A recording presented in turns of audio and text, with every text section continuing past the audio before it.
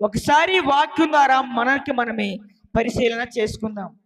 చదవబడిన వాక్య భాగం మనం చూసుకుంటే గనక, భూదిగంతముల నివాసులారా నా వైపు చూచి రక్షణ పొందుడి.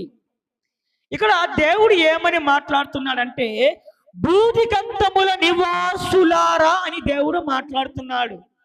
భూదిగంతముల నివాసులారా అనే మాటకు అర్థము అని ఏంటి అని మనం ఆలోచన చేసుకుంటే గనక, భూదిగంతముల నివాసులారా అనే మాటకు అర్థం ఏంటండి?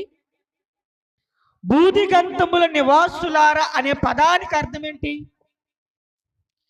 ఈ భూమి మీద ఉన్నటువంటి సమస్తమైన జనులారా, ఈ భూమి మీద ఎవరైతే నివసిస్తున్నారో, ఏ దేశమైనా కానీ, ఏ రాష్ట్రమైనా కానీ, ఏ జాతి అయినా కానీ, ఏ భాష అయినా కానీ, ఏ రంగు అయినా కానీ, ఏ ఎత్తు అయినా కానీ, ఈ భూమి మీద నివసిస్తున్నటువంటి సమస్తమైన జనులారా, మీరు ఏమి చేయాలంటే నా వైపు చూచి రక్షణను పొందుడి.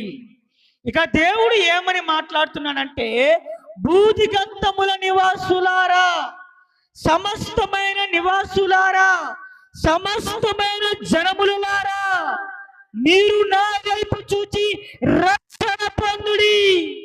ఎవరి వైపు చూసి మనం రక్షణ పొందాలండి? దేవుని వైపు చూసి మనము రక్షణ పొందాలి. ఎందుకంటే దేవుడను నేనే.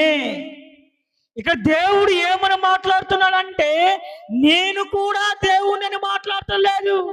ఇక దేవుడు వాక్యం ద్వారా ఏమని సెలుస్తున్నారంటే, దేవుడను నేనే చెప్పి దేవుడు మాట్లాడుతున్నాడు. దేవుడను నేనే అంటే, నేను తప్ప వేరొక దేవుడు మీకు లేడు అని చెప్పి దేవుడు మాట్లాడుతున్నాడు.